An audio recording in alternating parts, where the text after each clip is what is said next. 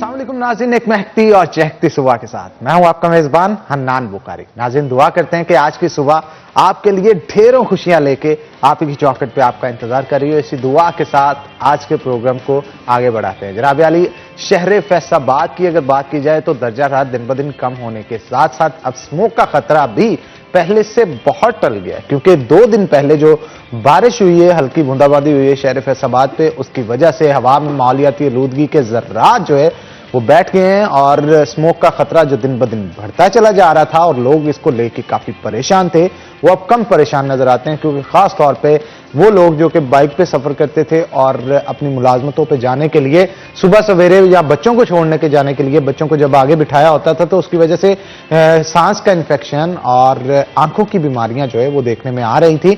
और ऊपर से कोरोना वायरस की सेकेंड लेयर ने रही से ही कसर निकाल दी थी। लोग काफी परेशान थे इस चीज को लेकर।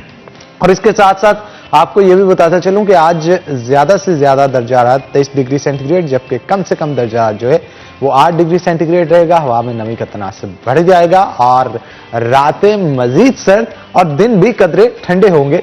पहले से तो जो है वो गर्मी अब जाती तो नहीं बल्कि मुकम्मल तौर पे जा ही चुकी है, क्योंकि कल भी हल्की हल्की हवा जो चलती रही उसकी वजह से मौसम काफी हद तक सर्द रहा और ये दिन ब दिन मजीद सर्द होता चला जाएगा। रातें लंबी होंगी और दिन छोटे होते चले जाएंगे।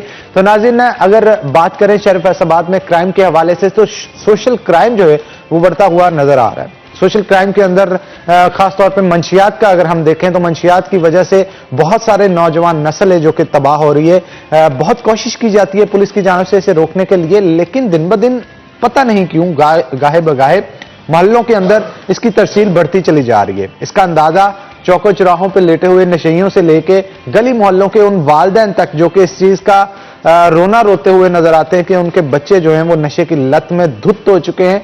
उनको निकालने के लिए पापड़ बेले जाते हैं, बहुत सारे हॉस्पिटल्स में भी जमा करवाया जाता है, लेकिन आखिरकार इसकी जड़ कहां पे है? क्या चीज है जो कि इसको दिन ब दिन मजीद फाल कर रही है? कहां से ये तमाम मंशियात आती हैं, चाहे वो चर्स हो, शराब हो, अफीम हो या दीगर जो है मंशियात हो, वो तमाम की तमाम आती कहां से? कौन इसका सरगना है? शहर फैसलाबाद में इसको डील कौन करता है?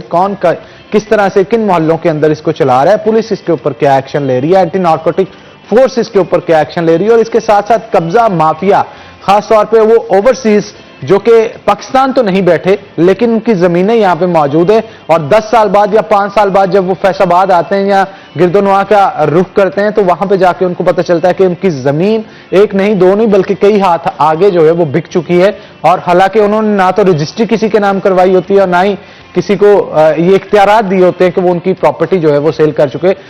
इसके साथ साथ और भी मजीद बहुत सारे क्राइम है जिनके हवाले से हम गुफ्तगू करेंगे। आज हमारे साथ आज तैयब मकबूल मौजूद है जो कि सीनियर रिपोर्टर हैं हमारे, और इनके साथ गुफ्तगू करेंगे। तैयब, क्या कहेंगे आप अगर बात की जाए? खासतौर पर सबसे पहले मैं मंशियात के हवाले से बात करना चाहता हूं, क्योंकि ये ऐसी लत है जिसने हमारी नौजवान नस्ल को तबाह करके रख दिया है। स्पोर्ट्स एक्टिविटी कम होती चली जा रही है। मतलब ये भी एक चीज का एक वक्त था जब शहर फैसलाबाद के अंदर स्पोर्ट्स जो है वो इस कदर ज्यादा फाल थी कि बच्चों का ध्यान ही इस तरफ नहीं जाता था। लेकिन आजकल बेरोजगारी, बेराह रवी और अदम बर्दाश्त के साथ साथ दीगर इस तरह के मसाइल डिप्रेशन के इकट्ठे हो चुके हैं कि अब यूं महसूस किया जाता है कि डिप्रेशन को दूर करने के लिए बच्चे ये इस्तेमाल कर रहे हैं। आखिरकार ये मुआशरा किस जानिब जा रहा है? हमारी पुलिस का क्या किरदार है इसमें? शुक्रिया हनान। सोशल क्राइम में सबसे टॉप पे ये मंशियात फरोशी ही आती है, मंशियात का इस्तेमाल ही आता है। मंशियात फरोख्त करना भी जुर्म है और मंशियात इस्तेमाल करना भी आपको पता है जुर्म है। 2 डिपार्टमेंट इसको डील करते हैं, एक पुलिस डील करती है, दूसरा एंटी नारकोटिक्स फोर्स डील करती है। पुलिस एवरेज 9 सी यानी अगर 1 kg से जायद मंशियात किसी से बरामद हो जाए तो 9 सी का मुकदमा दर्ज किया जाता है। पुलिस एवरेज 8 से 10 मुकदमा डेली देती है। उसमें चर्स भी पकड़ी जाती है, फ्यूम भी पकड़ी जाती है, उसी के साथ साथ हीरोइन पकड़ी जाती है, आइस भी पकड़ी जाती है। लेकिन एंटी नारकोटिक्स फोर्स शायद ही महीने बाद एक मुकदमा दर्ज करती हो। बड़ी जो छोटे लेवल पे, निचली सतह पे मंशियात फरोशी मोहल्लों गलियों में, उसको पकड़ना पुलिस की जुरिडिक्शन है पुलिस की। लेकिन अगर बड़े पैमाने पर वो मंशियात दूसरे ज़िला से फैसलाबाद मुंतकिल की गई हो, वो जुरिडिक्शन एंटी नारकोटिक्स फोर्स की बनती है। लेकिन बड़ा ही तवील अरसा हो गया हमने कभी सुना नहीं कि बड़ी भारी मिकदार में एंटी नारकोटिक्स ने मंशियात पकड़ी हो, पुलिस फिर भी लेकिन आ तो रही है, ये कंफर्म है, आ क्योंकि रही है। जी, जिस बिल्कुल तरह आ से रही है। केसेस सुनने को मिलते हैं ना, मतलब रोजाना की बुनियाद पे आप बता रहे हैं इतने केसेस हो रहे हैं, तो इसके मतलब ये है कि बड़ी खेपें फैसाबाद आती हैं लेकिन वो पकड़ी नहीं जाती। हमारा मैं यही बात कर रहा था कि वो उनकी जो जुडिक्शन है वो उसके मुताबिक उनका काम नजर नहीं आ रहा। अगर डेली आप 8 भी ना लगाएं, 5 मुकदमात लगा लें पूरे डिस्ट्रिक्ट में 9 सीटें, और उनमें अगर 1 केजी भी एक मुकदमे में 5 से 6 किलोग्राम अगर चेस्ट डेली पुलिस बरामद कर रही है, इसका मतलब कि जिले में मनों के हिसाब से माहाना मंशियात आ रही है।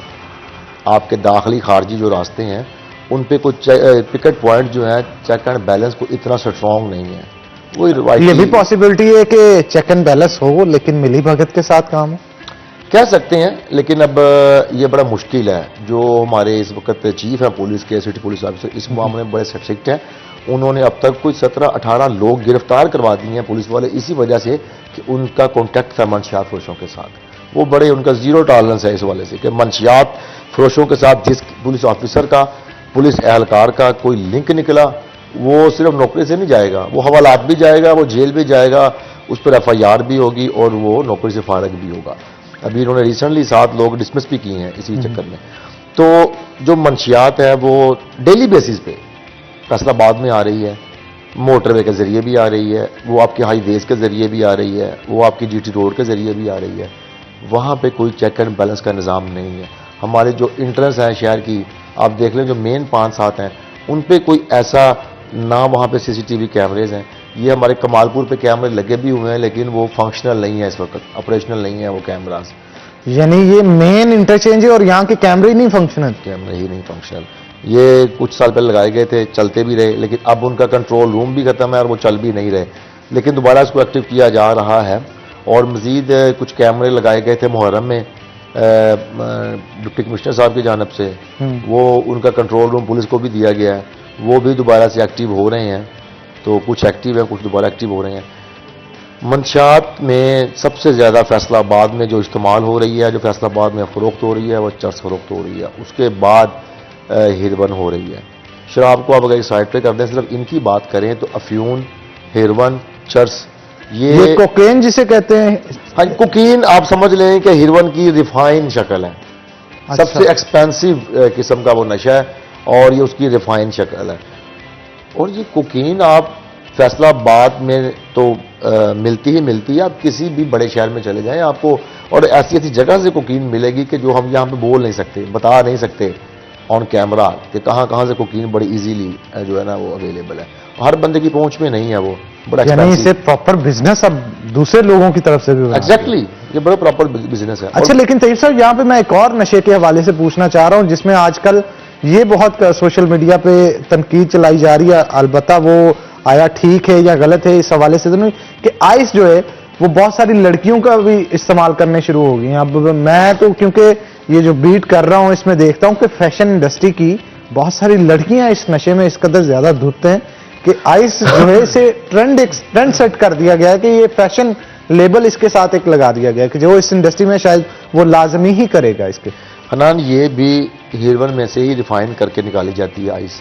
और ये जो आप इंडस्ट्री की बात कर रहे हैं वो तो गलत बात है। मैं बड़ा एक हौलनाक बात करने लगा हूँ कि कॉलेजेस यूनिवर्सिटीज की जो तालबात हैं, मैं सोशल मीडिया पे की जो गुफ्तगू कर रहा था वो इसी वाले से कहना चाह रहा था, लेकिन एथिकली मैंने ठीक नहीं समझा। जिन चीजों को मैंने आंखों से देखा है फिर मैंने वो एक्सप्लेन कर दिया। हाँ जी, तो वो अब पुलिस ने तकरीबन 44 अराउंड, एग्जैक्ट 45-44 के अराउंड ही है, तालीमी इदारों के बाहर मंशियात फरोश जो है वो भी गिरफ्तार किए हैं, उनसे मंशियात बरामद भी की है। लेकिन यहाँ पे की कलमी है, ये इन्वेस्टिगेशन में पुलिस का एक कलमिया है कि अगर आपने वो गिरफ्तार कर लिए जो तालीमी इदारों के बाहर मंशियात फरोख्त कर रहे थे, आप उनके पीछे जाके पूरी चेन क्यों नहीं पकड़ सके जहां से मंशियात आ रही थी? कौन उनका मेन सरगना है, कौन उनको इस तरफ लगा रहा है कि मंशियात जो है वो तालीमी इदारों के बाहर फरोख्त की जाए? अच्छा। हमारी नौजवान नस्ल को तबाह कर रहे हैं, हमारा फ्यूचर वो लोग तबाह कर रहे हैं, हमारे मुल्क का जो फ्यूचर तालब इल्म है उनको तबाह कर रहे हैं। ये कौन लोग कर रहे हैं? ये पूरा इसके पीछे पूरी हिस्ट्री होगी कि कौन कर रहा है। आज तक वो जो चेन है ना वो नहीं पकड़ी गई। तो ये इसमें इस हवाले से ज्यादा भी नहीं, उसके पीछे 2 से 3 बंदे पकड़ेंगे ना तो आप मेन हेड तक पहुंच जाएंगे। Ultimately.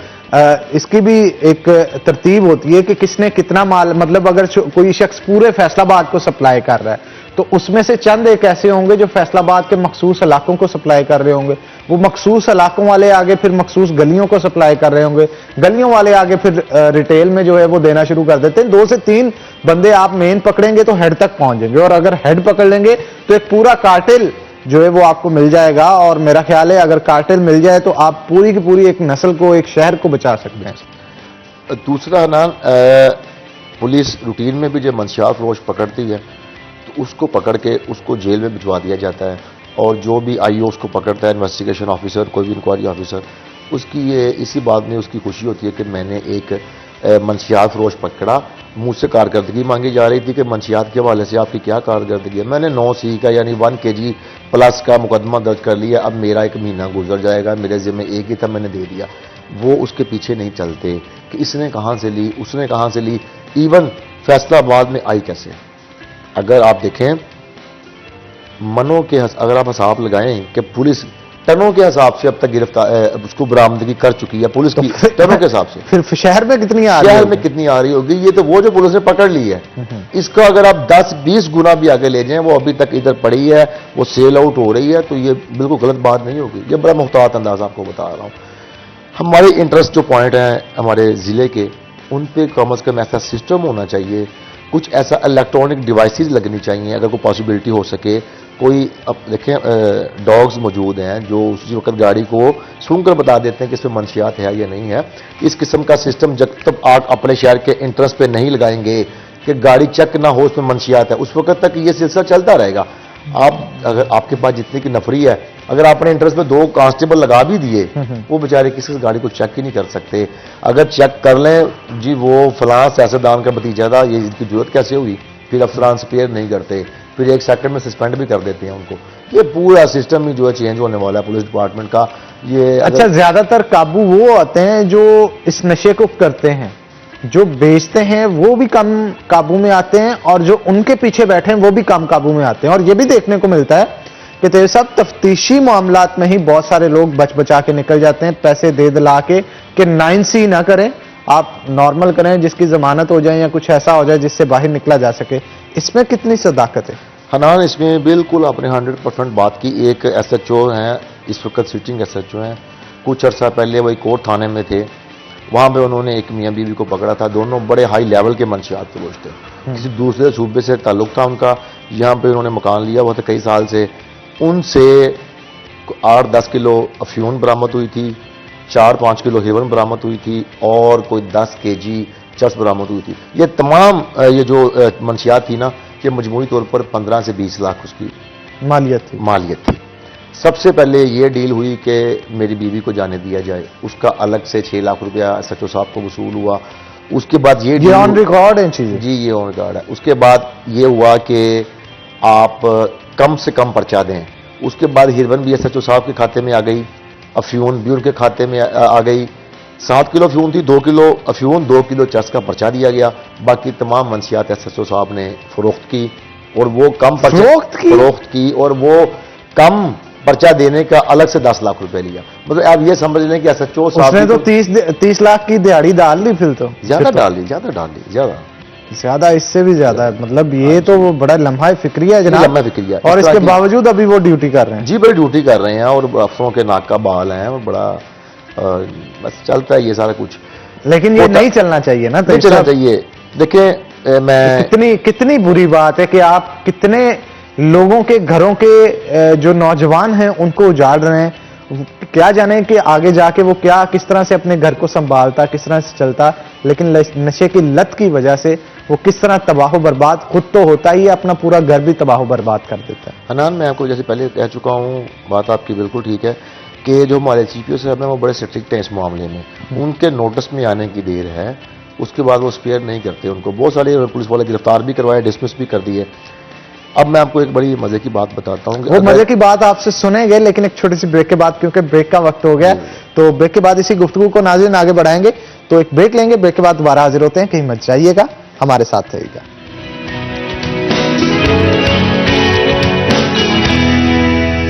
नाज़रीन, ब्रेक के बाद खुश आमदीद। कल जो है वो प्राइम मिनिस्टर इमरान खान के फैसलाबाद में आने के चांसेस हैं और ये कहा जा रहा है कि 80% चांसेस है कि कल प्राइम मिनिस्टर पाकिस्तान इमरान खान जो है वो फैसलाबाद का दौरा करेंगे। तो तैयब, उनकी सिक्योरिटी के हवाले से क्या अमूर जो है वो सरअंजाम दिए जा रहे हैं और कोई बताया गया है कि किस किस जगह पे, किन किन लोकेशंस पे वो जाएंगे? हनान, इस वाले से जो अभी तक पुलिस को मसूल हुआ है उनका शेड्यूल अभी कंफर्म नहीं किया उन्होंने, उनकी जो सिक्योरिटी है इस्लामाबाद से, लेकिन ये बताया गया कि वो सिर्फ और सिर्फ सरीना होटल में आएंगे। वहीं पर उनके तमाम प्रोग्राम्स होंगे। अरकान असम्बली से भी वही मुलाकात होगी, सनतकारों से, चैम्बर ऑफ कॉमर्स से वहीं पर मुलाकात होगी। अभी वो उनका जो रूट क्या होगा आने का, वो वाया हेलीकॉप्टर आएंगे, वो बाया रोड आएंगे, ये अभी तय नहीं हुआ। लेकिन ज़्यादा चांसेस इसमें जो पुलिस का कहना है कि ये हेलीकॉप्टर में ही आएंगे और शायद ये ज़रा यूनिवर्सिटी में वहाँ पे उनका वो हेलीपैड बनाया जाए। वहाँ से सरीना होटल बिल्कुल करीब है, आपको पता है, तो मतलब डिस्टेंस को 2-3 मिनट का है। ये सबसे सिक्योर जो है उनका रूट है कि वो वहाँ पर ज़रा यूनिवर्सिटी में हेलीपैड पे उतरें, वहाँ से उनको स्क्वाड उनका लेकर सरीना होटल आ जाए, वहीं पे वो 2-4-6 घंटे जो उनकी मसरूफियत होंगी वहीं से वो वापस चले जाएंगे। इस वाले से पुलिस को हाई अलर्ट कर दिया गया है। छुट्टियाँ बिल्कुल मनसूख हैं ऑफिसरान की जो मौजूद हैं। कुछ ऑफिसर कल हमारे यहाँ से फैसलाबाद से रावलपिंडी भी चले गए हैं। वहाँ पे अमन अमान की सूरत हाल चूँकि बड़ी ख़राब है, इसलिए पूरे पंजाब से वहाँ भी अफसरान भिजवा दिए गए हैं। 12 एसपीज़ और 20 डीएसपीज़ यहाँ से गए हैं। तो हमारे अफसरान पहले ही कम है, लेकिन जो रह गए हैं उनकी छुट्टी ख़त्म कर दी गई है कि कोई बंदा छुट्टी पर नहीं जाएगा, क्योंकि आज एक्सपेक्टेड विजिट भी था शायद चनियोट में भी सदर मुमलकत का, कुछ उधर भी रीजन फैसलाबाद ही है। तो प्राइम मिनिस्टर के लिए तकरीबन जो है ना वो 2000 प्लस पुलिस एहलकार अफसरान जो है वो तैनात होंगे। पूरा कार्टन ऑफ उनका इलाका किया जाएगा, जहां उनका हेलीपैड बना होगा वहां से लेकर सीना होटल तक उनकी सराउंडिंग पूरी कार्टन ऑफ होगी बिल्कुल, जब तक उनकी एंट्रेंस। लेकिन यहाँ पे तो कहा जाता था कि वीआईपी कल्चर को प्रमोट नहीं करना, लेकिन सूरत-ए-हाल इससे मुनफिद नजर आती है। ये तो इमरान खान का पाकिस्तान है ना, यहाँ पे तो फ्रीली जा सकते हैं वो। देखें, ये बड़ी लंबी बहस है। मैं मतलब इसमें मुख्तसर इस बात को यहाँ पे खत्म करूंगा कि कुछ सिक्योरिटी रीजंस भी हैं। आपको पता है कि हमारे पाकिस्तान को हमेशा थ्रेट रहा है, हमारे दुश्मन मुल्क की तरफ से थ्रेट रहा है, हमारे वो दहशतगर्दी करवाते रहे हैं, करवा रहे हैं, हमारी फोर्सेज उनको रोक रही हैं। लेकिन आप ये देखें कि हमारे एक प्राइम मिनिस्टर हैं, उनकी सिक्योरिटी के लिए ही ये करना बहुत ही ज़रूरी है। वो नहीं भी चाहेंगे, वो नहीं चाहते भी होंगे, लेकिन ये ज़रूरी है उनकी सिक्योरिटी, क्योंकि हमारे प्राइम मिनिस्टर हैं, हमारे वो उस वक्त मुल्क के सब आपको पता बड़े हैं, इसलिए उनकी सिक्योरिटी के लिए ज़रूरी है ताकि किसी शर्पसंद अनासर को कोई मौका ना दिया जा सके। अच्छा, इसके साथ साथ ये भी बताइएगा कि अगर वो सरीना होटल से हट के कहीं पे जाते हैं उसके लिए क्या प्रोटोकॉल्स होंगे, क्योंकि डीसी फैसलाबाद गुज़श्ता दिनों में एक मीटिंग कर रहे थे, उसमें यह भी कहा जा रहा था क्योंकि ये पूरा हफ्ता जो है नबी करीम सल्लल्लाहु अलैहि वसल्लम की शान अक़दस के हवाले से जो है मनाया जा रहा है, तो उनका कहना था कि एक इवेंट कोई ना कोई एक ऐसा भी ऑर्गेनाइज किया जा सकता है जहां पे प्राइम मिनिस्टर साहब को विजिट करवाया जाए। अगर वो इससे हटके कहीं जाते हैं तो उसके लिए क्या प्रोटोकॉल? ना, अगर कोई प्रोग्राम ऐसा हुआ भी तो वो सरीना होटल के इंतहाई करीब रखा जाएगा।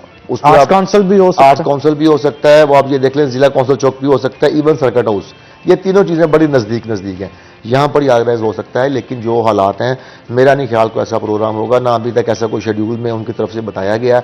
उनका सिर्फ अभी तक जो विजिट का और दौरानिया और जो उनका वेन्यू बताया गया वो सिर्फ सरीना होटल बताया गया। यहीं पर वो तमाम तकरीबात होंगी।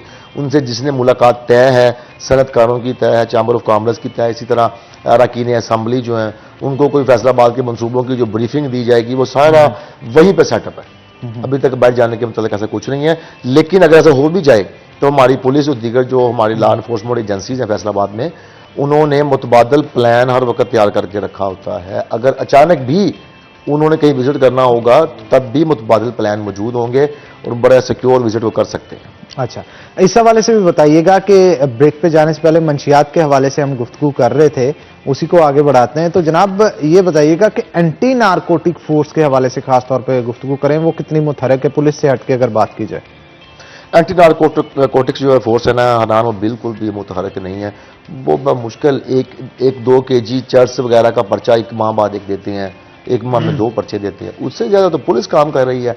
ये उनकी जुडिक्शन है कि शहर में बड़े पैमाने पर मंशियात दाखिल ना हो, उसकी सप्लाई वो आगे से डिस्ट्रीब्यूट ना हो मोहल्लों में। लेकिन मैं नहीं समझती एंटी नारकोटिक्स फोर्स की कोई भी काबिल जिक्र कार्रवाई हो।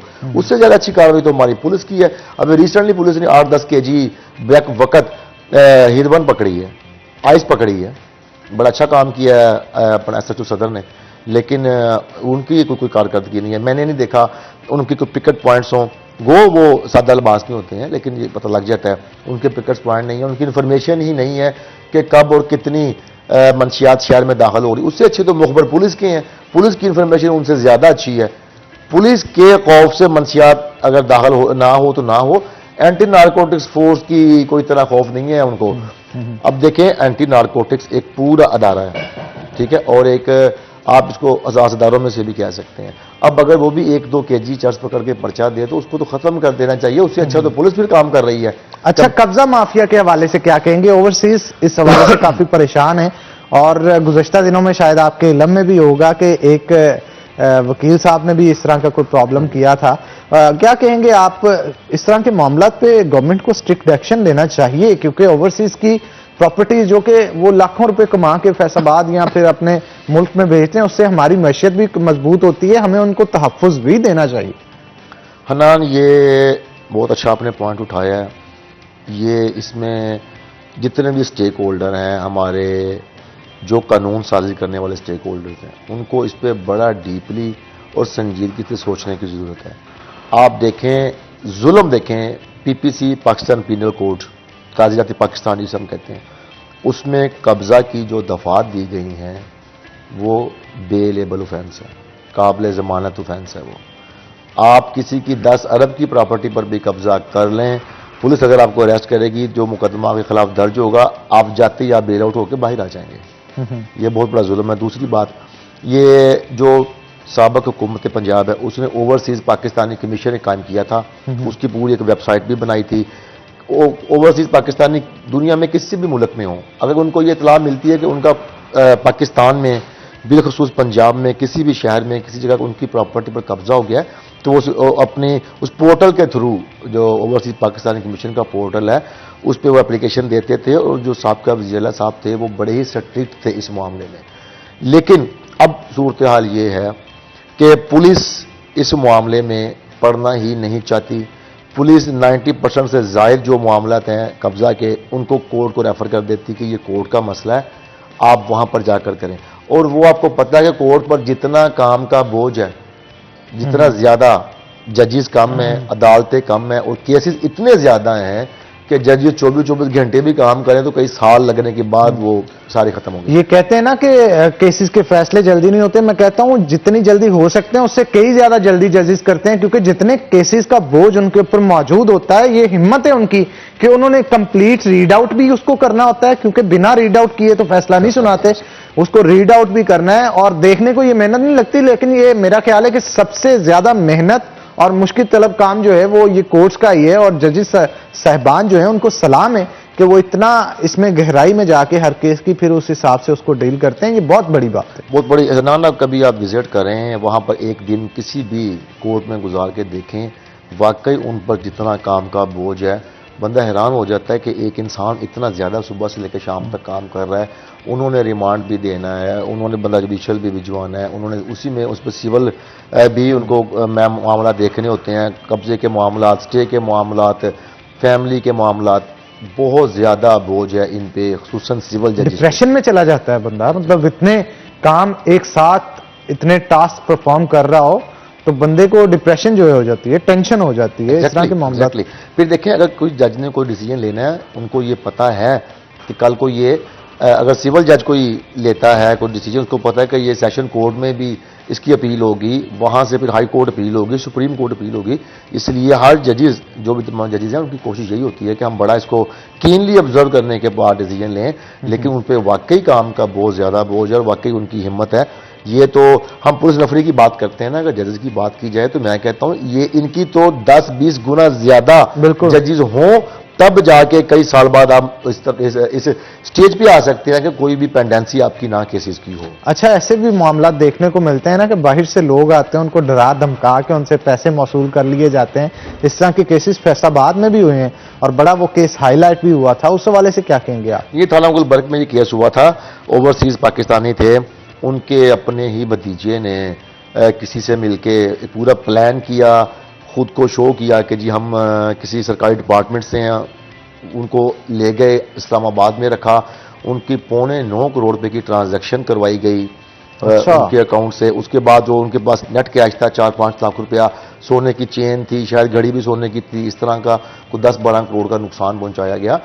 उसमें फिर उन्होंने स्टेप लिया, हमारी पुलिस पर्चा देने लगी थी, लेकिन उसके पे स्टे हो गया। स्टे के बाद दोबारा स्टे खारिज हुआ, मुकदमा भी दर्ज हो गया, उसमें 2 मुलजम गिरफ्तार भी हो गए हैं और बड़े सनसनीखेज इंकशाफात हैं जो मैं समझता हूं कि आपके प्रोग्राम में ऑन कैमरा बताए नहीं जा सकते। लेकिन इससे हटके अगर बात करें, बहुत सारे और भी शहरी हैं जिनके साथ ये मामला पेश आ रहे हैं।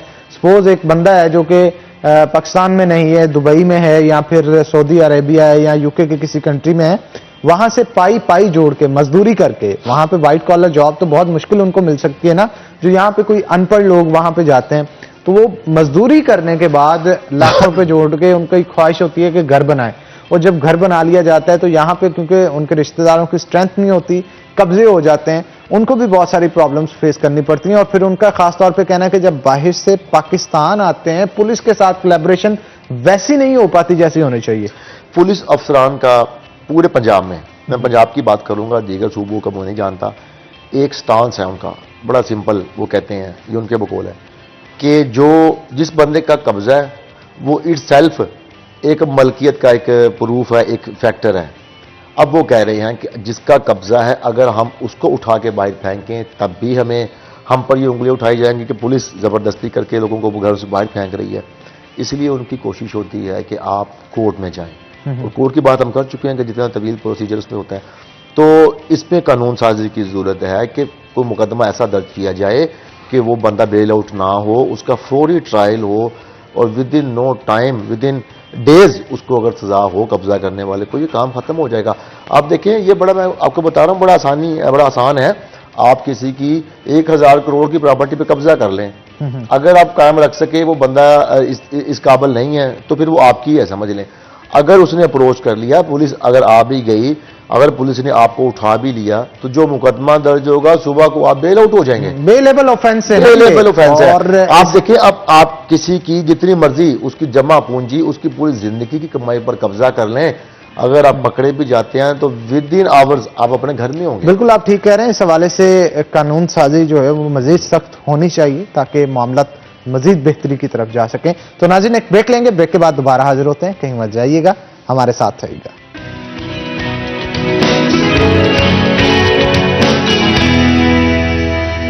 वेलकम बैक नाज़रीन, ब्रेक के बाद खुशामदीद जनाब। अगर आप चाहते हैं कि आपकी पर्सनैलिटी बेहतरीन हो तो उसके लिए आपका हेयर स्टाइल बेहतर होना चाहिए। मेरा hairstyle prime hair club की तरफ से बनाया गया, जो कि जनाब कॉलोनी में वाक़या है, आइडियल बैकरी के सामने। अगर आप चाहते हैं कि आप अपनी टेक ओवर करें तो वहां पे जाके आप बेहतरीन हेयर स्टाइल बनवा सकते हैं। तो हमारा फेवरेट सेगमेंट किचन स्टार्ट हो चुका है, लेकिन किचन के स्टार्ट होने से पहले आपको बताते चलें कि बड़ी दुख भरी बात है कि हमारे शेफ जहांगीर जो हैं वो कुछ जख्मी हो चुके हैं। एक छोटा सा हादसा उनके साथ पेश आ गया, जिसके बाद वो अभी रेस्ट पे हैं, लेकिन कल वो हमें ज्वाइन करेंगे। लेकिन आज एक और नई शेफ हैं जिन्होंने हमें ज्वाइन किया है। तो चलते हैं किचन की तरफ और देखते हैं कि हमारे साथ कौन मौजूद है। जी शेफ, कैसी हैं आप? मैं ठीक ठाक फिट फाट। क्या बना रहे हैं आज हम? आज मैं बना रही हूँ चटनी, और ये ऐसी चटनी है जो सिंध में भी यूज होगी और पंजाब में भी यूज होगी। दोनों कल्चर्स में इस तरह से यूज होती है कि सिंध में पराठे, टिक्के और उनके साथ ये बनाएंगे, और जैसे ही हम पंजाब में आते हैं तो देखेंगे हम के तंदूरी रोटियों के साथ जो है इसको बड़े शौक के साथ दोपहर में पराठों के साथ खाया जाता है।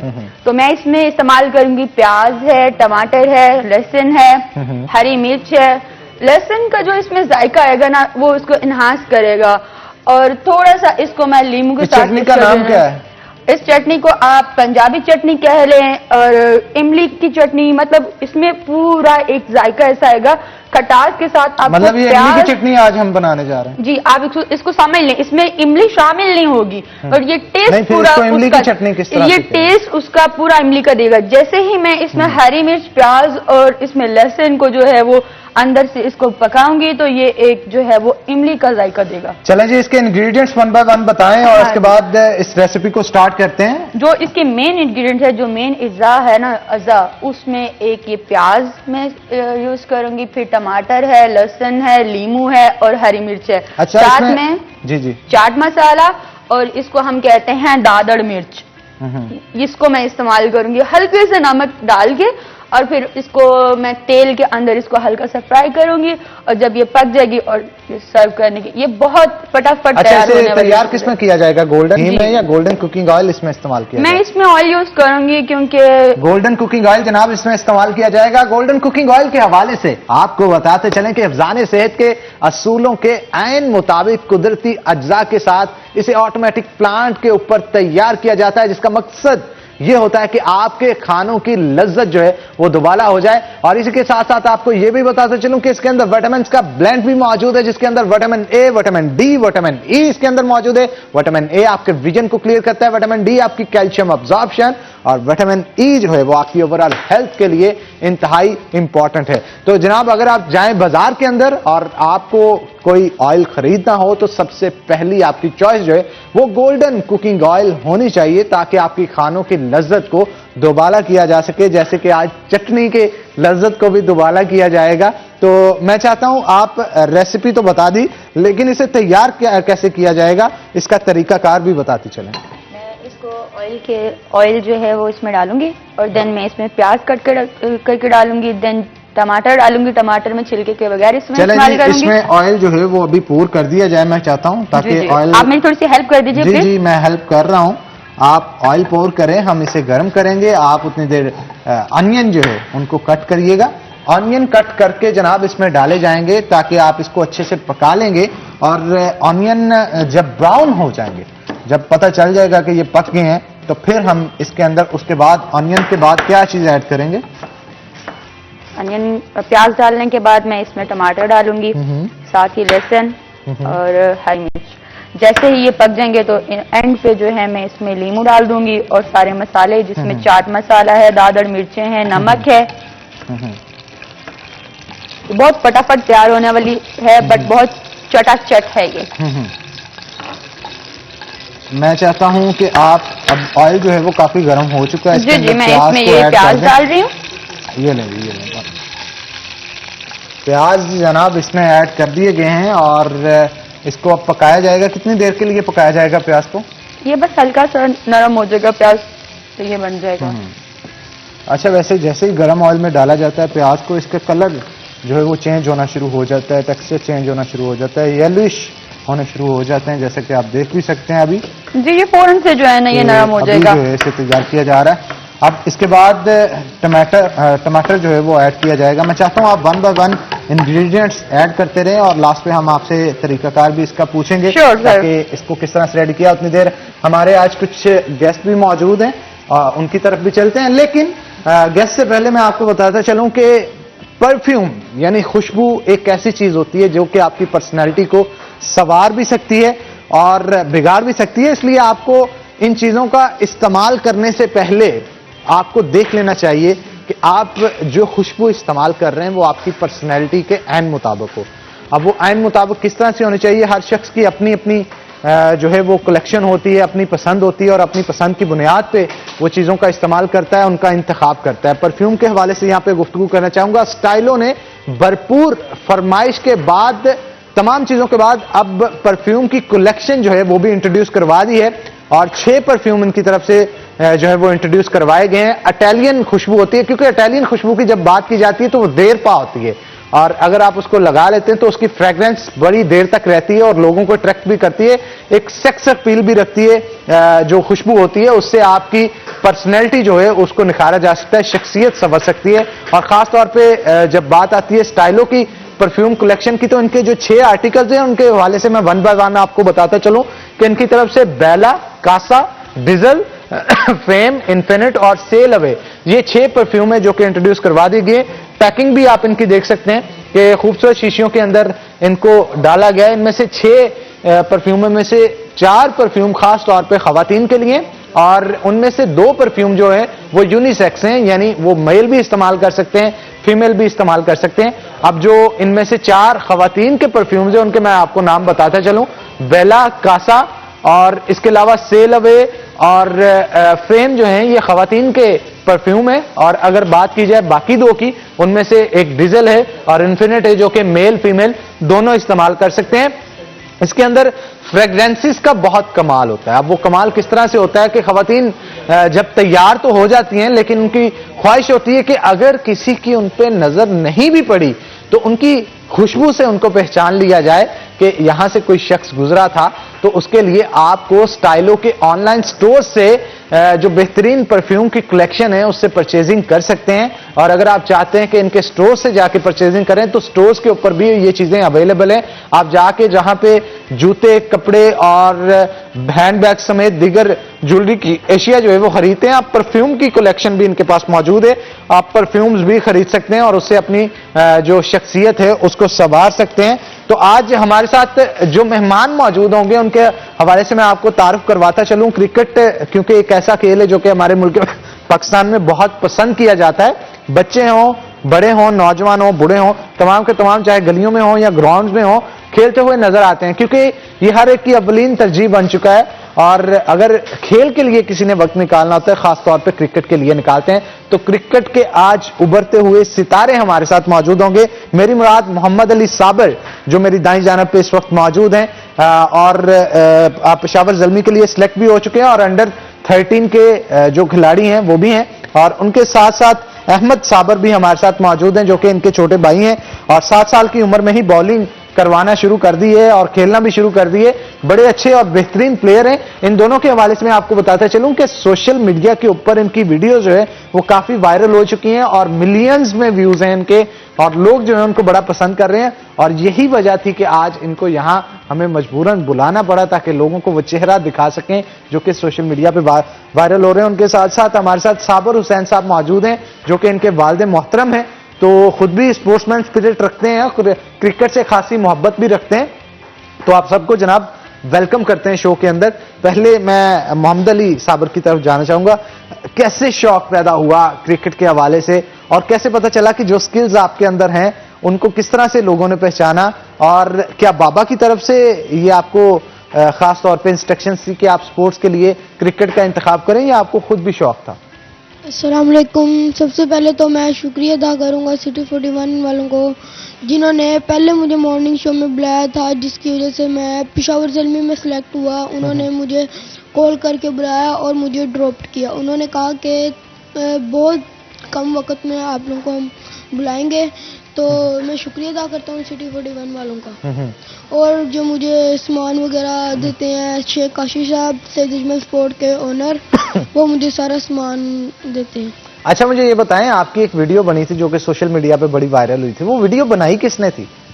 वो तो मेरे बाबा ने बनाई थी वीडियो। बाबा ने बनाई थी, फिर सोशल मीडिया पे जब डाली, आप स्कूल भी जब जाते होंगे बहुत सारे बच्चे आपको कहते होंगे कि आपकी तो वीडियो अली बड़ी मशहूर हुई और लोगों ने बड़ा पसंद किया उसे। हाँ जी।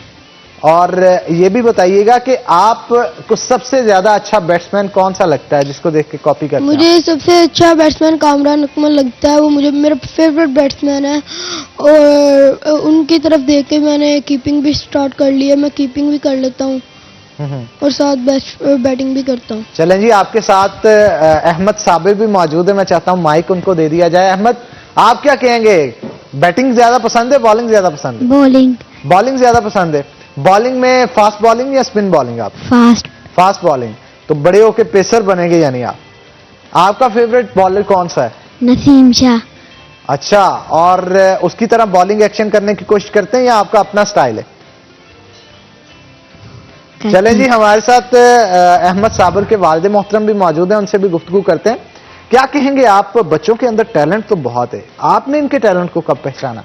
जी देखें, बिस्मिल्लाहिर्रहमानिर्रहीम, सबसे पहले तो मैं शुक्रिया अदा करता हूँ सिटी 41 का। जब ये इसकी वीडियो वायरल हुई थी तो ये 41 में आया था, तो उसके बाद ही पेशावर ज़ल्मी ने ना इसको इनके फ़ौरन तलब कर लिया था कामरान अकमल ने।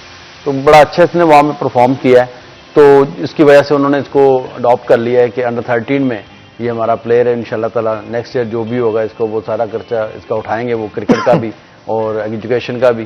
तो ये सिलसिला क्या रहा, इनको मेरे साथ ही जाते थे, मैं भी खुद भी फर्स्ट क्लास क्रिकेटर हूँ, तो मेरे साथ ही ये एकेडमी में जाते। तो इनको जब मैंने देखा है तो काफ़ी इनमें टैलेंट नज़र आ रहा था मुझे, तो फिर इनको मैंने पूरा फोकस कर दिया कि इनके मैंने कहा कि आप लोग ना अगर कुछ बनना चाहते हो तो क्रिकेटर बन जाओ, ये खिलौने वगैरह ये अभी आप छोड़ दें ताकि आपको आपकी पहचान बन जाए। तो इसलिए फिर इनको ये क्रिकेट की तरफ ले आए। ये बड़ा अच्छा है इसका माशाल्लाह, इसका अहमद साबिर का बहुत ही अच्छा एक्शन है, तो आपको दिखाएंगे कभी इसका। तो मैंने सोशल इतनी- मीडिया पे इनकी वीडियोस हाँ। देखी हैं, काफी वायरल जी, हो रही हैं। बहुत माशाल्लाह इसका बहुत इसको पसंद बहुत कर रहे हैं साहब ना। तो इस एज में इनके बाजू पूरा घुमा लेना, फॉलो थ्रू में जाना, ये बहुत बड़ी बात है। और लाइन लेंथ को और line कंप्लीट length रखना, जी। ये बहुत बड़ी बात होती है। और अभी से जिस स्पीड से बॉलिंग करवाते हैं, अगर थोड़े मैच्योर हो जाएंगे तो मेरा ख्याल है काफी। आप बिलीव करें कि अभी सईद अमीर अकेडमी में मैच हुआ था बच्चों का, 13 साल के बच्चों का, तो अहमद साबिर ने माशाल्लाह 5 आउट वहां पे किए। अरे क्या बात है, क्या बात है। तो बड़ा अच्छा माशाल्लाह टैलेंट है। आई होप कि अल्लाह खैर करे कि ये लोग करें। अच्छा, perform करें। पेशावर ज़ल्मी के लिए हमारे मॉर्निंग शो में आने के बाद मोहम्मद अली की सिलेक्शन हुई थी, क्या इसके पीछे कहानी थी, कंप्लीट बताइएगा जरा। ये जब मॉर्निंग शो में आया तो इसका जो प्रोग्राम था वो कामरान अकमल ने देख लिया था। चलें जी, वो कामरान अकमल ने देखा और बाद में क्या हुआ ये मामला आपसे पूछेंगे, लेकिन एक छोटी सी ब्रेक के बाद, क्योंकि ब्रेक का वक्त हो गया है। तो नाज़रीन, एक ब्रेक लेंगे, ब्रेक के बाद दोबारा हाजिर होते हैं, कहीं मत जाइएगा, हमारे साथ रहिए।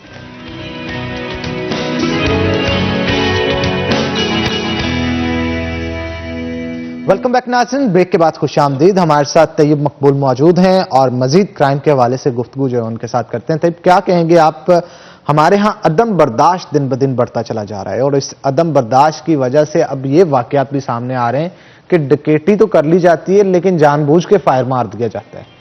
और इसके अलावा अगर देखा जाए, लड़ाई झगड़ों के मामला कुछ इस तरह के पेश आ रहे हैं कि एक गाली या कोई छोटी मोटी तलख कलामी बर्दाश्त नहीं की जाती और एक दूसरे को फायर या छुरियों के साथ जख्मी कर दिया जाता है।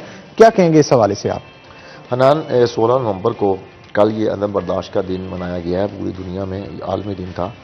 हम अगर फैसलाबाद की बात करें तो यहाँ पर अदम बर्दाश्त का ये आलम है कि यहाँ पे हर 27 घंटे बाद एक मर्डर हो रहा है। ये अदम बर्दाश्त की है। इसमें से 20% मर्डर आप देख लें जो दरीना दुश्मनियों पर हो रहे हैं, 80% जो मर्डर हैं वो सड़न लड़ाइयों में हो रहे हैं। हर 27 घंटे बाद एक कत्ल हो रहा है फैसलाबाद में। अच्छा, इकदाम कत्ल वो समझ लें हर 5 घंटे बाद एक हो रहा है। एक बंदे को मारने की कोशिश की जाती है, वो गोली मार दी जाए, वो छुरी चाकू मार दिया जाए, या किसी और आहनी राड वगैरह कोई और ऐसा हथियार है जिससे उसको मारने की कोशिश की जाए। ये इकदाम कत्ल हर 5 घंटे बाद एक हो रहा है। इसी तरह झगड़े बहुत ज़्यादा हो गए हैं। ये 10 माह की बात की जाए तो हज़ारों की तादाद में इसके मुकदमात दर्ज हो चुके हैं लड़ाई झगड़ों के। अदम बर्दाश्त की बहुत सारी वजूहात हैं। नफ्सियाती मसाइल, ये नफ्सियाती मसाइल सबसे आखिर पे, नफ्सियाती मसाइल होने की वजूहात में आप देखें सबसे ज़्यादा मुआशी मसाइल हैं।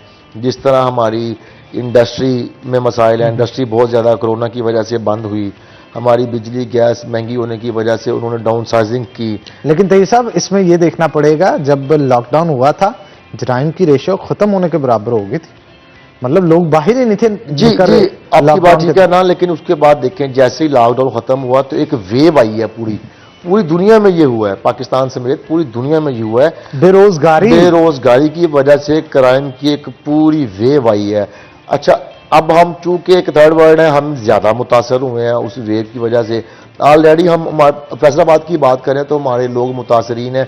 हमारे फैसलाबाद का एक एनालिसिस हुआ था, पुलिस की जानब से किया गया था, हर 11वां बंदा हमारा जुर्म का शिकार हो रहा है। 10 बंदे महफूज हैं, हर 11वां बंदा।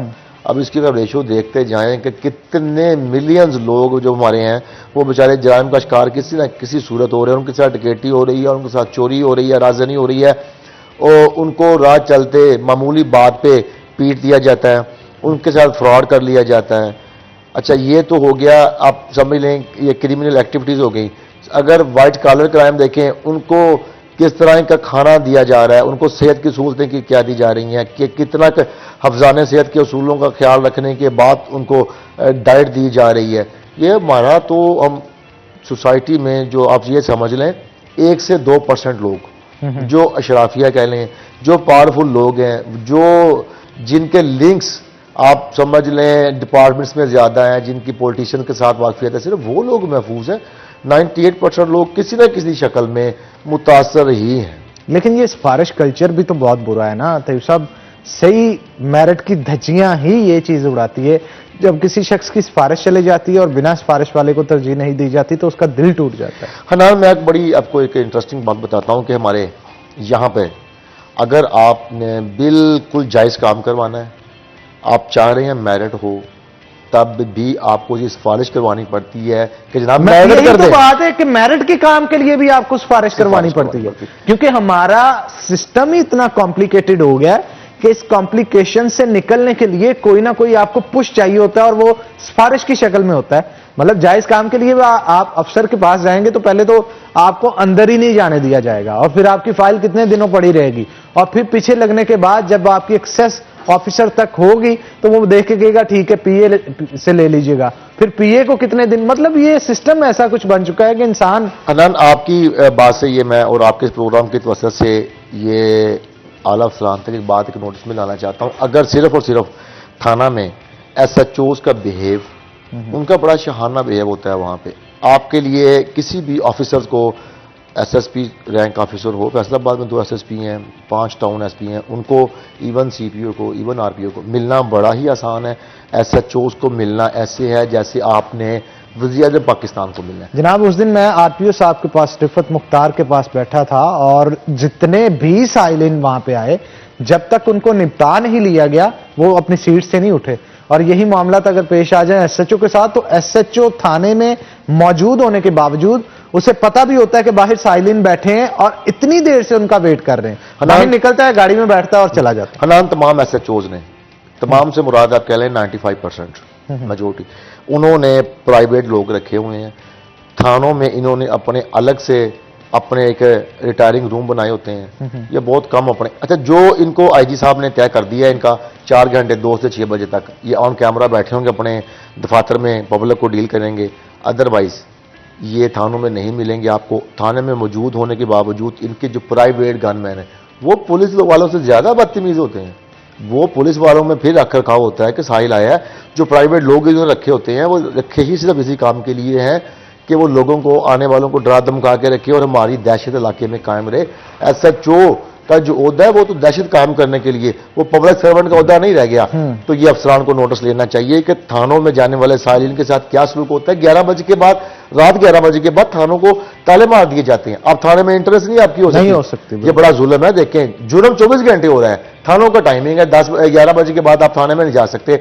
लिटरली ये मैंने ये चीजें देखी हैं कि कोई बंदा डकैती हुई है कि सर मैं डकैती हुई है, मेरा फोन छीन लिया, थाना करीब था, उसने कहा भाई सुबह आए, अभी कोई मौजूद नहीं है, थाने का गेट ही नहीं खोला गया। ये अफसरान को नोटिस लेना चाहिए कि थानों का कल्चर अगर चेंज हो जाए तो पुलिस डिपार्टमेंट का इमेज भी दोबारा, मोराल बहुत हाई हो जाएगा इनका। और ये मामलात हमारे आला अफसरान को इस मामले के हवाले से देखना चाहिए ताकि अवाम के मसाइल जो हैं उनको ख़त्म किया जा सके। तो बहुत शुक्रिया तैयब, आप आज के शो के अंदर आए, बहुत मुफीद मशवरे भी दिए और बहुत सारे मसाइल से भी आपने आगाह किया। तो नाज़रीन, इसी के साथ एक ब्रेक लेंगे, ब्रेक के बाद दोबारा हाजिर होते हैं, कहीं मत जाइएगा, हमारे साथ रहिएगा।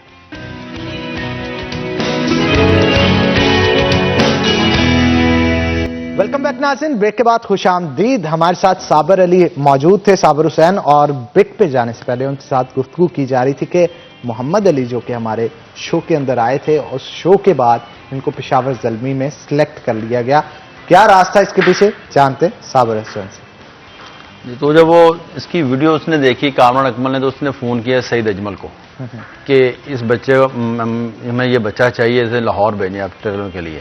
तो फिर सईद अजमल ने मुझे फ़ोन किया, मैं फिर इसको लेकर गया था लाहौर में। तो लाहौर में जब गए तो वहाँ पे तो सारे वो बड़े लड़के थे, जितने भी कर रहे थे, प्रैक्टिस कर रहे थे। तो मोहम्मद अकरम, अरशद खान, वहाब रियाज और कामरान अकमल, ये चारों वहाँ पे खड़े हुए थे।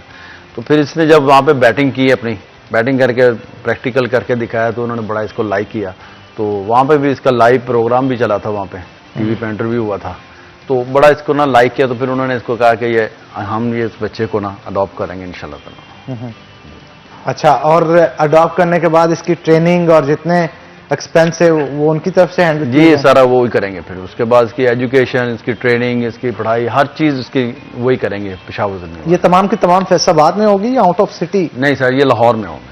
अच्छा, यानी ये बच्चा आप लाहौर भेज देंगे? जी, लाहौर। और इसकी ट्रेनिंग जो है और तालीम जो है वो मुकम्मल तौर पे लाहौर में होगी? लाहौर में। अच्छा, ये इनकी जाती हैसियत में या पेशावर ज़ल्मी के जो स्पॉन्सर्स हैं उनकी तरफ से होगी? नहीं, पेशावर ज़ल्मी के स्पॉन्सर्स हैं, उन्होंने किया है ये सारा कुछ। ठीक है। और उनके लिए स्पोर्ट जो है वो वहाँ के खिलाड़ियों ने इनको किया कि इस बच्चे को ले लिया जाए? ये वो कामरान अकमल ने ज्यादा इसको सपोर्ट किया है ना, तो उनको उसको पसंद आया बहुत ज्यादा ये। कॉन्ट्रैक्ट आपका क्या हुआ है, मतलब? कॉन्ट्रैक्ट अभी तो नहीं हुआ, लेकिन उन्होंने बड़ी यानी कि उम्मीद दिलाई है कि इंशाल्लाह नेक्स्ट 2-3 मंथ में इसका कॉन्ट्रैक्ट हो जाएगा। ठीक है, और कुछ शर्तें तय की हैं आपने कि किस तरह का कॉन्ट्रैक्ट होगा? जब वो कॉन्ट्रैक्ट सामने आएगा तो उसके बाद ही फिर वो देखेंगे। लेकिन ये बहुत बड़ी अचीवमेंट है कि इस उम्र के अंदर एक बच्चा अपना हुनर जो है वो दुनिया के सामने रखे और उसको मनवाए, और इतने बड़े बड़े खिलाड़ी जिनका दुनिया भर में नाम है वो इनको अडॉप्ट करने के लिए तैयार हैं कि इसकी इखराजात खेल के जो हैं इसको पॉलिश करना, इसको बैटिंग के स्किल्स को मजीद इंप्रूव करना जो है उनकी जिम्मेदारी है। ये बहुत बड़ी बात है, और आने वाले वक्त में ये तो तहलका मचा देगा अगर इसी तरह ट्रेनिंग इसकी जारी रहेगी। जी इंशाल्लाह ताला ऐसे ही बिल्कुल ट्रेनिंग भी बिल्कुल ये करते हैं अपनी, तो काफी टफ टाइम है इनका, वो आप इनसे पूछ सकते हैं। चलें जी, मोहम्मद अली से बात करते हैं, इनसे गुफ्तगू करते हैं। खाने में क्या पसंद है आपको? खाने में मैं जब सुबह टाइम उठता हूँ तो दूध पीता हूँ, फ्रेश जूस पीता हूँ, तो फिर उसके बाद जो खाना घर में पकाओ तो वो खा लेता हूँ। कोई पसंद की चीज भी तो होती है ना, आपको पसंद क्या है खाने में? मुझे बारबेक्यू पसंद है, और बाबा से फरमाइश करते हैं कि आज मैंने बारबेक्यू ही खाना, आज मुझे पेशावर ज़ल्मी ने सिलेक्ट कर लिया है, अब मेरी फरमाइशें भी कुछ चलनी चाहिए। और बाबा खिलाते भी हैं फिर। अच्छा, बारबेक्यू बाबा ने कभी खुद बनाया घर पे? नहीं। मम्मा बनाती हैं ज्यादातर? हाँ जी। बाबा क्यों नहीं बनाते? बाबा से फरमाइश नहीं की कि आज आप बना के खिलाएं? नहीं, बाबा तो बाहर से मंगवा लेते हैं। बाहर से मंगवा देते हैं। ले जी, आप तो लगता है बच्चों को ना हाथ जान ही छुड़वाते हैं कि बस जल्दी जल्दी दें, खुद भी कभी तैयार करें। जैसे मैं भी अक्सर औकात किचन का सेगमेंट जो हमारा होता है इसमें हाथ चलाता हूँ, कोई चीजें सीखनी चाहिए। कुकिंग का शौक नहीं है आप? नहीं, मुझे बिल्कुल शौक नहीं कुकिंग, बस खाने का, अच्छा खाना मिल जाए। आपको वैसे खाने में क्या पसंद है? ये मुझे भी ज्यादा बारबेक्यू पसंद है, वही खाता हूँ ज्यादा, और आजकल तो फिश का मौसम आ गया है तो फिश। वैसे खाने भी आपने पसंद के अंदर वही रखे हैं हाँ। जो कि डाइट के हिसाब से, डाइट के साथ, मतलब अगर बहुत सारे लोग होते हैं जिनको चिकन कढ़ाइयाँ, मटन कढ़ाइयाँ और तेल में भीगी हुई जो चीजें हैं वो पसंद होती हैं, तो आपको मेरा ख्याल है बारबेक्यू बच्चों को भी खिला रहे हैं, खुद भी खा रहे हैं। हाँ। यही वजह है दोनों की फिटनेस जो है वो इसको काफी मलूजे खातर आपने रखा हुआ है। अच्छा, मैं ये आपको बताना चाहता हूँ, ये अहमद साबर ना ऐसे बॉलिंग कर रहा था तो वसीम हैदर जो हमारे रीजन के जो कोच हैं और वर्ल्ड कप भी खेले हुए, उन्होंने इसको देखा तो बड़ा इसको पसंद किया, तो दोबारा इसकी बल्कि वीडियो बनवा के फिर उसने सोशल मीडिया भी उन्होंने डाली। तो अब इजाज़ अहमद जूनियर जो हमारे पंजाब सेंट्रल पंजाब के कोच थे लास्ट ईयर, उन्होंने अब इसको मुझे कहा है कि यार इसको मैंने भेजना है, जिस तरह इसको पेशावर ज़िल्मी में भेजा है, इसको मैंने लाहौर कलंदर में भेजना है। तो इसको वहाँ पर ट्रायल, छोटे बच्चों को काफ़ी ना वो सपोर्ट करते हैं, तो कहते हैं यार मैंने इसको ना वो भेजना है उधर लाहौर कलंदर में। अच्छा, मुझे ये बताएं कि फिटनेस का कितना अहम किरदार होता है एक स्पोर्ट्समैन की लाइफ के अंदर? सबसे पहले तो स्पोर्ट्स में होती फिटनेस है। अगर आप फिट हो तो आप लंबी क्रिकेट खेल सकते हो, लंबी स्पोर्ट्स कर सकते हो, तो इसलिए फिटनेस के लिए बहुत ज़्यादा मेहनत करनी पड़ती है, जो मैं इनको इनकी एज के हिसाब से करवाता हूँ। तो उम्मीद है कि इंशाल्लाह ताला ये अपने नज़र भी आ रहा है आपको, माशाल्लाह फिट हैं सारे, तो इनको काफ़ी इनका टफ टाइम है इनका, तो क्रिकेट में इनका पूरा फोकस किया हुआ है कि आपने दोनों ने करना है। मैंने दोनों, एक में माशाल्लाह बॉलिंग में टैलेंट है, एक में बैटिंग में, तो मैंने कहा चलो अच्छी बात है कि एक बैट्समैन बन जाए, एक बॉलिंग, आपस में टाई ना पड़ जाए। अच्छा, वैसे मोहम्मद अली आप बताइएगा, दोनों भाई आपस में खेलते हैं, एक बैट्समैन है एक बॉलर है, तो कभी आप प्रैक्टिस खुद से करते हैं? नहीं, अक्सर प्रैक्टिस करनी हो तो मैं बैटिंग करता हूँ और ये मुझे बॉलिंग करवाता है। तो बॉलिंग कभी आपने आउट किया है मोहम्मद अली को? हाँ जी, किया। कितनी बार आउट किया है? काफी बार आउट किया है। तो मोहम्मद अली आप बताइएगा कि भाई की बॉलिंग टफ है आपको ज्यादा, या ज्यादा टफ ये लगते हैं, या बाहर के जो आप खेलते हैं बॉलर्स उनकी बॉलिंग ज्यादा टफ लगती है आपको? नहीं, मुझे तो इसकी टफ लगती है, क्योंकि जब बैटिंग कर रहे होते हैं ना तो इसका स्विंग बहुत होता है, बॉल स्विंग होती है वसीम अकरम की तरह। हाँ जी। यानी ये मीडियम पेसर है या फास्ट बॉलर है? फास्ट बॉलिंग में एयर में ही स्विंग करते हैं यानी। हाँ जी। अच्छा, वैसे कभी चौके छिक्के भी लगाए हैं आपने इनको? हाँ जी, लगाए हुए हैं। यानी कांटे का मुकाबला है जनाब, एक आउट भी कर लेता है और दूसरा चौके छिक्के भी लगाता है, तो दोनों जाके इन फ्यूचर हम उम्मीद करते हैं कि बड़ा नाम बनेगा। तो साबिर हुसैन साहब भी हमारे साथ मौजूद हैं, उनसे भी गुफ्तगू करते हैं। क्या कहेंगे आप कि बच्चों की तालीम इस खेल की वजह से कुछ मुतासर होती है क्या नहीं? नहीं, मैं तालीम के साथ कोई कंप्रोमाइज़ नहीं। इनको ये पूरा अपना टाइम देते हैं पढ़ाई में, तो स्कूल भी में जाते हैं, डीपीएस में ये पढ़ते हैं दोनों बच्चे। तो जब वापस आते हैं, जो टाइम होता है 2-3 घंटे वहाँ पे ग्राउंड में चले जाते हैं सईद इमल अकेडमी में। उसके बाद फिर अकेडमी वाली वो टीचर आ जाती है, फिर वो पढ़ाती है। तो अपना टाइम में पूरा टाइम, पढ़ाई में पूरा टाइम देते हैं। ऐसे नहीं है कि पढ़ाई इनका तो पसंदीदा खिलाड़ी कामरान अकमल है, आपका पसंदीदा खिलाड़ी कौन? मेरा पसंदीदा खिलाड़ी तो डेफिनेट सईद अजमल ही है। सईद अजमल। हाँ, सईद अजमल। उसकी क्या वजह है? उसकी वजह यह कि हमारा तकरीबन 28 साल से हमारा दोस्ती का रिश्ता है। अजमल के फैन भी हमारे डन है, तो काफ़ी अच्छा हम लोगों ने दोनों इकट्ठे खेले हैं। अंडर 19 फर्स्ट क्लास सारे इकट्ठे क्रिकेट खेले हैं। तो इसलिए तो ख्वाहिश थी कि पाकिस्तान खेलें, लेकिन सईद अजमल खेल गया, मेरी वो ख्वाहिश पूरी हो गई। तो अब अल्लाह ताला से दुआ है कि इंशाअल्लाह ताला ये बच्चे खेल जाएं, तो जो मेरा ख्वाब है वो पूरा हो जाए। आपको इन बच्चों में वो टैलेंट नजर आता है? अल्हम्दुलिल्लाह, ये बड़ा टैलेंट है इनमें, और मुझे बिल्कुल, मैं होपफुल हूँ कि इंशाअल्लाह ताला ये ज़रूर खेलेंगे। अच्छा, वैसे टीचर्स की तरफ से भी तो अप्रिसिएशन मिलती होगी ना कि बच्चे काफ़ी लाइक हैं, पढ़ते भी हैं और साथ में स्पोर्ट्स भी खेल रहे हैं और उसमें नाम भी बना रहे हैं अपना। नहीं, टीचर इनको सर स्पोर्ट्स है, इनको हर चीज़ स्पोर्ट्स है। तो असल में जो भी फर्स्ट क्लास प्लेयर या टेस्ट प्लेयर मोहम्मद अली को जिसने देखा है ना, उसने ये कहा है कि यार साबिर इस पर मेहनत करो, ये बच्चा ज़रूर खेलेगा इंशाल्लाह ताला। आपका टैलेंट आपने वीडियो भी देखी होंगी इसकी, को काफ़ी अच्छा माशाल्लाह इस एज में। अब मैं इसको क्या करता हूँ, ये अंडर 13 इसने खेलनी है 2021 में, लेकिन मैं इसको प्रैक्टिस करवा रहा हूँ यानी कि अंडर 19 के लड़कों के साथ, उसके साथ प्रैक्टिस करवा रहा हूँ। तो जब ये अंडर 13 खेलेगा तो इंशाल्लाह वाज़ह डिफरेंस नजर आएगा। वाज़ह डिफरेंट नजर आएगा, और ये तो अब आने वाला वक्त बताएगा कि ये बच्चे जो हैं वो कहाँ पे जाके स्टैंड करते हैं। अगर इसी तरह से मेहनत जारी रखेंगे तो एक दिन आएगा कि वो मिलकर पाकिस्तान का नाम भी रोशन करेंगे। अच्छा, गवर्नमेंट की तरफ से अगर बात की जाए, क्या फंड्स के हवाले से सपोर्ट होती है ऐसे यंग टैलेंट को सामने लाने के लिए? फिलहाल तो क्रिकेट जो पीसीबी ने तो बिल्कुल ख़त्म की हुई है बच्चों की, क्योंकि रीजन ख़त्म हुए हैं, डिस्ट्रिक्ट ख़त्म हो गए हैं। अब तो एक पूरे सूबे की एक टीम बन रही है, सेंट्रल पंजाब की। तो इसलिए गवर्नमेंट तो अभी कोई ऐसा कोई टूर्नामेंट नहीं हो रहा कि जो बच्चों के लिए हो। अब हम लोग खुद ही अपने करवाने लगे, वो तारक नसीर साहब हैं, डीएसओ साहब और वो मैडम साहबा, वो मिलके हम लोग सईद अहमद साहब एक अंडर 13 का जो टूर्नामेंट फैसलाबाद में ऑर्गेनाइज कर रहे हैं। तो इंशाल्लाह ताला वो दिसंबर में वो शुरू होगा। फंडिंग कहाँ से होती है इसकी? फंडिंग अभी तक कोई नहीं हो रही।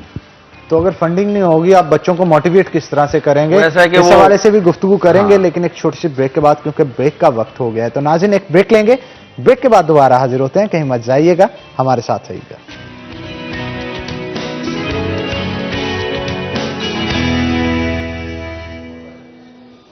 वेलकम बैक नाज़रीन। जैसा कि आप देख सकते हैं कि आज चटनी जो है वो तैयार हो चुकी है, और इसे आप किसी भी सब्जी के साथ और जो खाना है उसके साथ इस्तेमाल कर सकते हैं, क्योंकि सर्दियां आ चुकी हैं और सर्दियों के अंदर मशरूबात कम और चटनियां ज़्यादा हो जाती हैं। और इसलिए आज हमने कोशिश की है कि ऐसी चटनी बना के आपको तैयार करके दिखाई जाए जो कि आपके खाने की लज्जत को दोबारा कर दे। तो चटनी जो है वो तैयार हो चुकी है। मैं चाहता हूँ आप इसको अब पोर कर दें और हमारी नाज़रीन जो है उनके सामने प्रेजेंट कर दें, ताकि हम उनको दिखा सकें कि आज हमने जो डिश तैयार की है वो कैसी है। तो उतनी देर हमारे जो गेस्ट मौजूद हैं उनके पास चलते हैं और मजीद जो है उनके साथ गुफ्तगू करते हैं।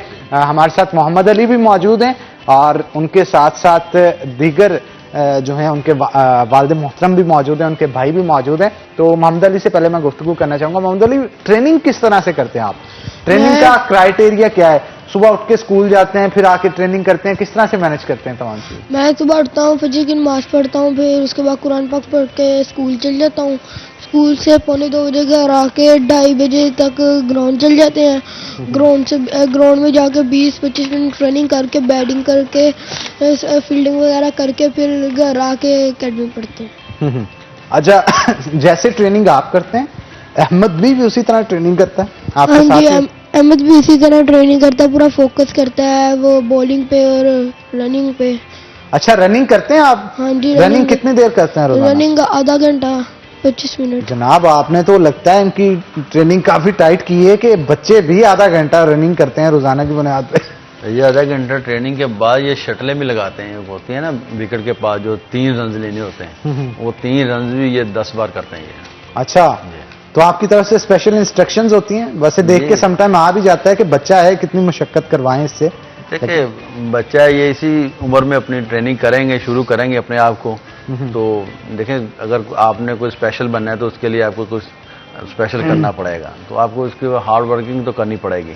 अच्छा, वैसे बच्चों को खेल से हटके आजकल अगर देखा जाए सोशल मीडिया का दौर है, कंप्यूटर, लैपटॉप, मोबाइल के ऊपर गेम्स बहुत पसंद होती हैं, डिजिटलाइज हो गया है ना दौर, तो इनकी तरफ से कोई फरमाइश नहीं की जाती कि हमने अच्छी परफॉर्मेंस पढ़ाई में भी दी है, खेल में भी दी है, अब हमें गेम्स ला के दी जाए ताकि खेलें? इनको वो शौक है ज़्यादा वो स्नूकर का, बिलियर्ड का ना, तो मैंने वो उनको घर पे ला के रख दी है अच्छा। कि टाइम मिले तो आधा घंटा वो खेल लें, ताकि उसमें भी एक्टिव, उसमें भी आई आपकी सेट हो जाती है, नज़र आपकी सेट है बॉल को देखना है, तो वो भी मैंने क्रिकेट के रिलेटेड रखी हुई है वहाँ पे। अच्छा अली, आपको बिलियर्ड ज्यादा पसंद है या स्नूकर ज्यादा पसंद है? मुझे बिलियर्ड। बिलियर्ड ज्यादा पसंद है। किसके साथ खेलते हैं आप? अहमद के साथ। अहमद के साथ। ज्यादा प्लेयर कौन है उसमें? अहमद। अहमद ज्यादा प्लेयर है उसमें बिलियर्ड में।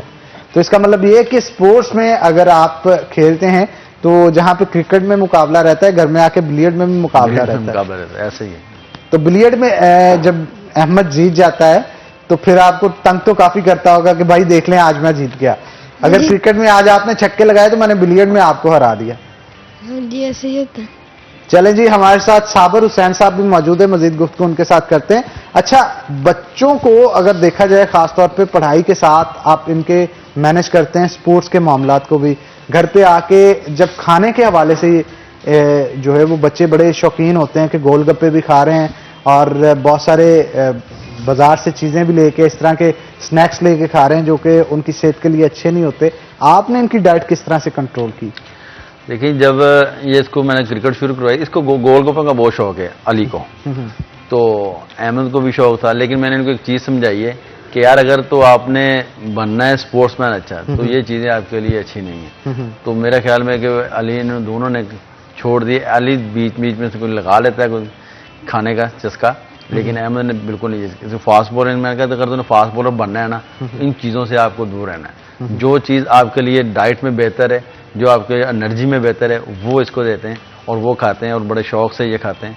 जब हम लोग शाम को प्रैक्टिस करने के बाद घर वापस आते हैं, खाने के टेबल में बैठते हैं, तो फिर इनके साथ खाने के साथ साथ मैं वो सारी डिस्कस करता हूँ कि आज आपने ये बैटिंग में गलत किया है या आपने ये बॉलिंग में ये किया है, तो इसको कल जाके हमने बेहतर करना है, तो फिर नेक्स्ट टाइम ले जाके। अगर इनके ब्रेकफास्ट से लेके डिनर तक की बात की जाए, सारी दिन की रूटीन क्या होती है इनके खाने? सर ये ऐसा है कि इनको सुबह उठाते हैं नमाज के लिए, अल्हम्दुलिल्लाह साहब हमारे घर में सब नमाज पढ़ते हैं माशाल्लाह। तो इनको नमाज के बाद ये कुरान पाक पढ़ते हैं, अपनी बहन से ही पढ़ते हैं, तो उसके बाद फिर ये स्कूल चले जाते हैं, स्कूल से वापस आते हैं तकरीबन 1:45 बजे घर पे, तो आके फिर खाना छाना खा के तो 2:30 बजे ये सईद इजमल अकेडमी में आते हैं, वहाँ पे मगरिब तक ये अपनी ट्रेनिंग करते हैं, प्रैक्टिस करते हैं।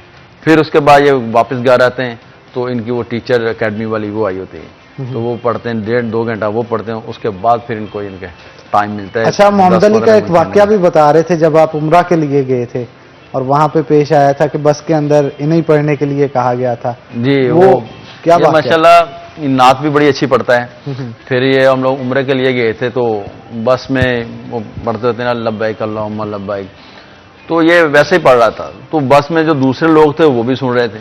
तो जब फिर वो आधा घंटा रह जाते ना, जब आप पहुंचने में, मदीना पाक में पहुंचने में या अपना हरम पाक में, तो वो पढ़ने, बस में जो बैठा था वो पढ़ने लगा, तो उसको बस वाले ने सबने रोक दिया कि आप रुक जाए, ये बच्चे को पढ़ने दें।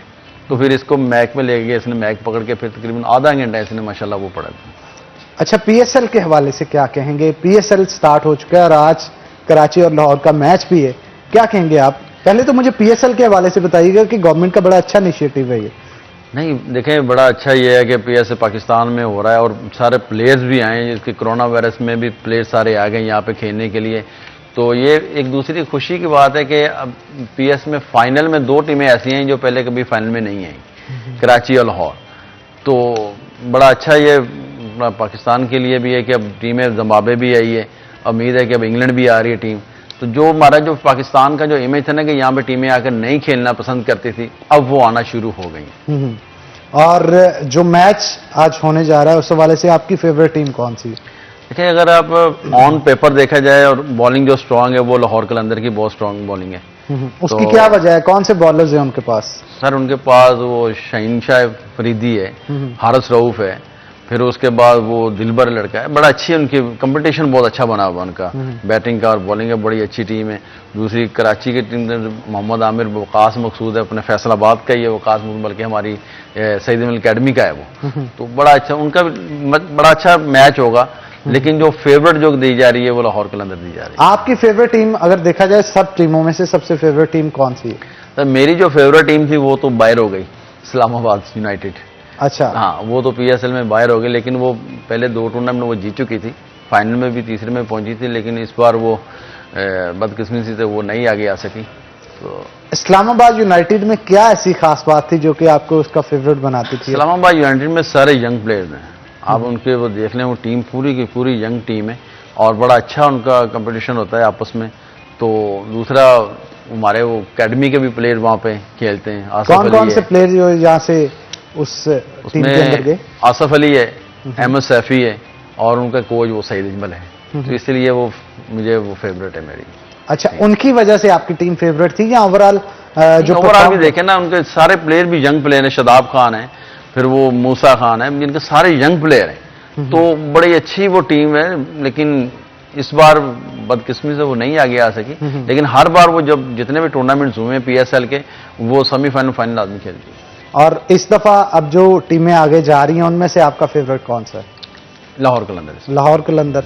उसके अंदर जो बॉलर्स मौजूद हैं जो अटैकिंग करते हैं वो आपको ज्यादा पसंद है गालबन इसी वजह से? वो पाकिस्तान टीम में भी खेल रहे हैं, वो अटैक करते हैं पाकिस्तान में भी, तो वो बड़ी अच्छी है उनकी बॉलिंग है और तजर्बा भी उनके पास अच्छा है, तो बैटिंग भी उनके पास बड़ी अच्छी है लाहौर कलंदर की। अच्छा, वैसे कोरोना के मामलात को देखते हुए इस दफा अलाउ तो नहीं किया गया आवाम को वहां पे जाने के लिए, मैच को देखने के लिए, लेकिन एक खास तौर पे लाहौरी या फैसलाबादी या कराची के लोग होंगे या दूसरे शहरों के भी होते हैं, एक दिल में तड़प होती है ना कि मैच हो रहा है और क्रिकेट के दीवाने यहाँ पे बहुत सारे मौजूद हैं, उनकी ख्वाहिश होती है कि वहां पे जाके देखे। और अगर कोरोना ना होता, इस दफा हो भी मुल्क पाकिस्तान में रहा था, तो मेरा ख्याल है क्राउड जो है उसने माहौल को बड़ा गरमाना था। क्राउड तो डेफिनेट बहुत ज्यादा होना था। तो लेकिन वो जो क्रिकेट खेल रहे हैं उनको भी तमाशाइयों के बगैर मजा नहीं आ रहा, लेकिन मजबूरी के साथ वो क्रिकेट खेल रहे हैं। देखिए, हमारे फैसलाबाद में लास्ट ईयर हुआ था टूर्नामेंट 2020 का, पीसीबी ने करवाया था, तो बड़ा रश पड़ता है यहाँ पे और वो लोग इंटरेस्टेड होते हैं मैच देखने, ग्राउंड में जाएं, जाके प्लेयरों को मिलते हैं, जाके क्रिकेट खेलते हैं, देखते हैं उनको। तो ये तो अवाम के लिए बड़ी मायूसी की बात है, लेकिन ये अल्लाह ताला की तरफ से ये आई थी वबा, तो उम्मीद अल्लाह ताला से दुआ करते हैं कि ये जल्द से जल्द खत्म हो ताकि ग्राउंड फिर से आबाद हो जाए। अच्छा, क्राउड का कितना अमल दखल होता है मैच को जितवाने या हारने के अंदर? क्राउड का बहुत ज्यादा अमल दखल होता है इसमें, क्योंकि प्लेयर्स भी ज्यादा बात है कि क्राउड सामने हो तो परफॉर्मेंस करने में उसका भी दिल करता है, ठीक है ना। तो जब क्राउड नहीं होगा तो प्लेयर भी बस अपना नॉर्मल ही करेगा जो भी करेगा। तो जब एक होटिंग आती है तो तमाशाइयों की तरफ से एक बैकअप आता है, तो उसका मजा ही कुछ और होता है खेलने में। अच्छा, मुझे ये भी बताइएगा कि क्राउड जब मौजूद होता है, जहां इसके फायदे होते हैं नुकसानात भी होते हैं, बहुत सारे मुखालिफ लोग अगर उसके अंदर मौजूद है तो ताने कसना शुरू कर देते हैं किसी ऐसे प्लेयर के खिलाफ जिससे ग्रज रखते हैं, जैसे मिसबाह उल हक को टुक टुक कहते थे, ठीक है ना, और इस तरह के और भी कई से प्लेयर्स हैं जिनके खिलाफ बोला करते थे। तो इससे क्राउड के ऐसा बोलने से दौरान जब आप प्रॉपर खेल रहे हो मैच के दौरान तो बहुत प्रॉब्लम क्रिएट होती है। नहीं, एज ए प्रोफेशनल तो इसमें कोई ऐसा कोई इशू नहीं होता है कि वो तो बात जाहिर बात है कि क्राउड ने तो कुछ कहना ही है, अच्छा बुरा तो कहना ही है। लेकिन जो प्रोफेशनल क्रिकेट खेलते होते हैं उनको इन चीज़ों का कोई मायने नहीं होता कि ये हमें क्या कह रहे हैं क्या नहीं कह रहे हैं। हाँ, वो खेलते हैं। अब मिसबाह को टुक टुक कहते थे, सबसे ज़्यादा तेज सेंचुरी टेस्ट मैच में मिसबाह ने की, ठीक है ना। तो ये तो अवाम ने तो जो कहना है, तमाशाइयों ने कहना है, लेकिन हमने इस पे ये देखना है कि हमें इसमें बेनिफिट क्या है, ठीक है ना। तमाशाइयों के बगैर क्रिकेट का मजा नहीं है। तमाशाई होंगे तो क्रिकेट में मजा होगा, तमाशाई अगर नहीं है तो वो क्राउड चेयर नहीं करेगा। वो जैसे शाहिद अफरीदी जब छिक्का लगाते थे, तौबा, बहुत सारे ऐसे क्लिप्स जो है वो वायरल भी हुए जब बांग्लादेश के साथ मैच था, तो रोना शुरू कर दिया लिटरली लड़कियों ने। और वहां पे जो पाकिस्तानी मौजूद थे उनकी जानिब से जोशो वलवला इस तरह से जाहिर किया गया, मतलब वो खिलाड़ी के जो अंदर उसके जज्बा होता है उसको दुबाला कर देता है, हिम्मत हौसले को बुलंद कर देता है। इसमें एक अहम किरदार होता है, बहुत अहम किरदार होता है, तमाशाइयों का बहुत अहम किरदार होता है। अच्छा, मुझे ये बताइएगा कोच कितना इंपॉर्टेंट होता है किसी खिलाड़ी को निखारने के लिए? देखिए जी, कोच का जो काम है, इसने प्लेयर को अप करना है, उसको उसकी टेक्निक बतानी है, जिसमें वो गलती कर रहा है उसको उसने देखना है। उसके अब मैं बच्चों का खुद ही कोच हूँ, मैं इनकी वीडियो बनाता हूँ, हर डेली इनकी वीडियो बनाता हूँ, वीडियो बना के इनको वीडियो फिर दिखाता हूँ कि यार आप गलत कर रहे हो, ये आप इसको ऐसा करोगे तो बेहतर रहेगा, फिर उस पर वर्क होता है। कोच का काम ही ये है कि प्लेयर को आपने उसको लेके जाना है, उसके साथ चलना, उसके माइंड के साथ आपने चलना है कि आज उसका क्या दिल कर रहा है, कि क्रिकेट की प्रैक्टिस करने को दिल कर रहा है कि नहीं कर रहा है। अगर नहीं कर रहा है तो जबरदस्ती नहीं करनी, फिर उसको उसके साथ कोई और एक्टिविटी में ले जाएं, तो कोई और चीज कर लें, ये हो जाता है। बिल्कुल आप ठीक कह रहे हैं, ये मामला जो है वो देखने होते हैं, उसी के बाद जाके एक खिलाड़ी को तराशा जा सकता है। वो कहा जाता है ना कि हीरे की पहचान भी एक संग तराश को होती है, और उसको मालूम होता है कि इसकी क्या कदर कीमत है, लेकिन इसको तराशने की अभी जरूरत है। तो बहुत शुक्रिया साबिर हुसैन साहब आपका, मोहम्मद अली आपका और अहमद साबर आपका कि आप आज के शो के अंदर आए और बड़ी मुफीद गुफ्तगू जो है वो आपके साथ रही। तो नाज़रीन, इसी के साथ आज के प्रोग्राम से अपने मेजबान हन्नान बुखारी को दीजिए इजाजत। इंशाल्लाह कल होगी आपसे मुलाकात, तब तक के लिए अल्लाह हाफिज।